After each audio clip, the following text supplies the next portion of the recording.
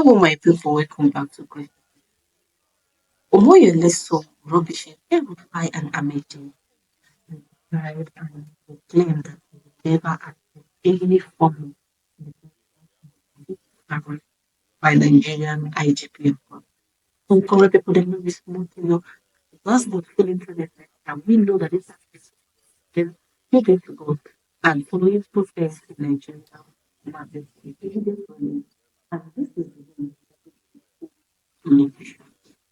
and they watch what don't forget to react or drop your opinion in the comments.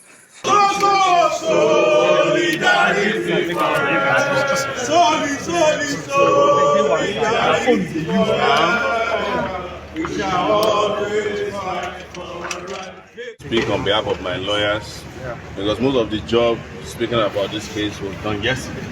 But the information we have for you is that the judge has finally granted bail after the hearing yesterday, and the bail conditions are very mathematical, so I leave it to the lawyers.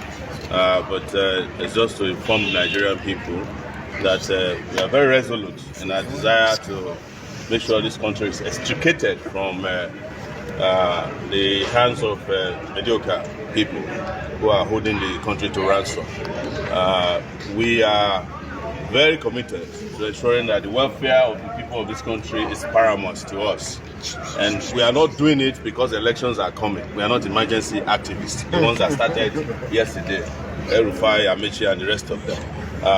We do this as a matter of conviction, and it is our body clock that reminds us about injustice, not election calendars. So we know that the police is interested in my passport, and the judge asked me to deposit the passport. As you are aware, I have only one passport, the green Nigerian passport. But you can take the passport, but you can't take away my rights. You can't shut me up. You cannot make me disappear. It's not possible. And I want to assure you that as we continue to defeat our enemies, these people will be defeated as well. I am sure that some of you were here when Buhari charged me in 2019 for treason. And I told you that Buhari will be disgraced out of office. Though he completed his tenure, but it's a shadow of himself now, dancing with musicians and spraying money in wherever he is. He's now giving testimonies around the world so that he can earn, what do they call it, the Egbetokun that they collect. So the same thing will befall anybody that has destroyed this country. They will never enjoy their retirement. And the same thing applies to all these guys. And I want to remind our brothers in the police force as well that even though you might think we are not friendly with you because you have compromised yourself, but we also understand the difficulties you are facing. A DPO that has 500 men under his command gets 30,000 naira in a quarter to manage a police station with 500 men. So for him to buy fuel, he has to do extortion. For him to even buy stationery, he must extort somebody.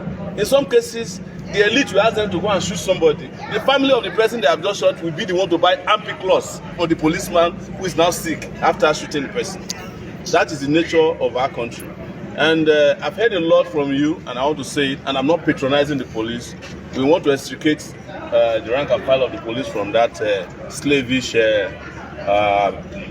pension system. Take your pension before retirement. So, and I've consulted with DG. If it means that we do a nationwide protest for that, we are not doing it to patronize you. We will still deal with you if you do stupid things. But as employees of the federal government, you deserve housing, education for your children.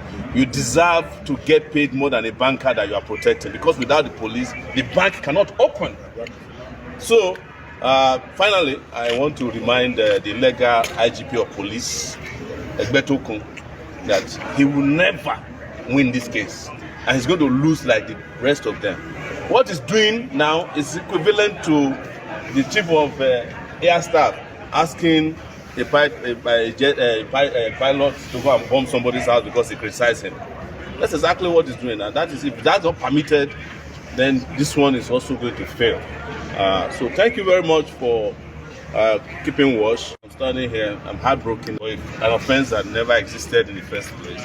My gut was wrenching when the judge was reading bail conditions to me. And part of it was that Sowore might jump bail, might run away. You know, how is that possible that I'll run away from a country that I refused to abandon the citizenship of Nigeria, even when I had the opportunity some 24 years ago? I could have abandoned Nigerian citizenship and become a US citizen. If I was a US citizen today, if you seize my Nigerian passport, you can't seize the US passport. I will just fly out the next day. But we are here, come rain or sunshine. We are not running anywhere. And for this year, you know the motto, stand for who stand for you. A citizen as well. And a passport is not the property of the police. In fact, it's not the property of the judiciary. These are all abuses visited on us as citizens. I work internationally. I have my family based abroad. So restricting me to Nigeria by seizing my passport is not only targeting me as a person, my liberty. You are targeting my integrity, my dignity. You are targeting my family. You are targeting my existence. They want to force me to become a kidnapper. But I'm not going to become a criminal because they don't want me to work. For 5 years, between 2019 and 2025, when they withdrew their stupid treason charge from this same court, interestingly, it's the same guy that read my charge to me in 2019 that read the charge again yesterday. The same court registrar, same guy. So I was looking at him like, you should have told the judge who you are dealing with now. But that's not his business. But it is our right. You know, we have fundamental right to move anywhere we want in the world. That passport is just the license to make that trip. For ruling on the bail application that we in the legal team filed on behalf of Mr. Amaechi Sowore. The police opposed the application, claiming that Sowore is going to jump bail, that is going to disappear. Embarrassingly enough, as the judge himself noted, and correctly so, even the police admitted Sowore on administrative bail, even though the conditions were ridiculous, asking him to bring a level 17 civil servant. But the court made a point that what informed your decision to consider him eligible for administrative bail and ineligible for court bail? So what the police is doing is trivialization. They are making a mockery of our legal system. And that is the point the court was making. Now, regarding the case, we don't want to go into the substance of the charge. But you in the media, you are aware when the current IGP told Nigerians about his relationship with the current president of Nigeria, Bola Ahmed Tinubu. He told us how Tinubu did change his life. So we have an Emilokong Inspector General of Police who believe this is his turn. And that is what this case is about. The media should not be confused. But regarding Sowore as the person, this is a man that was charged by the Buhari dictatorship for treason and treasonable felony and what have you. He never ran away. He came to court consistently. Sowore is also currently facing other cybercrime charges, including the one by Nengoku. He has not jumped bail for 1 day. So ordinarily, even if the court has said he's admitting him to bail on his own self-recognizance as a two-time presidential candidate, as the founder of a foremost media organization, the court would have been right. But we as lawyers, we defer to the court. We are going to come back for the trial. It will be interesting to see IGP Egbetokun in the witness box. Since he has insisted that, contrary to what Sowore has said, that he's not an illegal IGP, that he's a legal IGP. I think Nigerians would like to hear about the legality of his appointment. Nigerians would like to hear the IGP in the witness box explaining how Sowore hurt his feelings, how Sowore threatened him and made him so afraid of his life by calling him an illegal IGP. But this is Nigeria.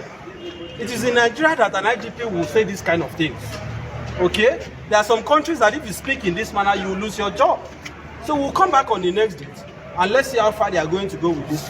It was granted in the sum of 10 million naira with one surety in like sum. The surety must have a landed property within Abuja. A title document has to be deposited.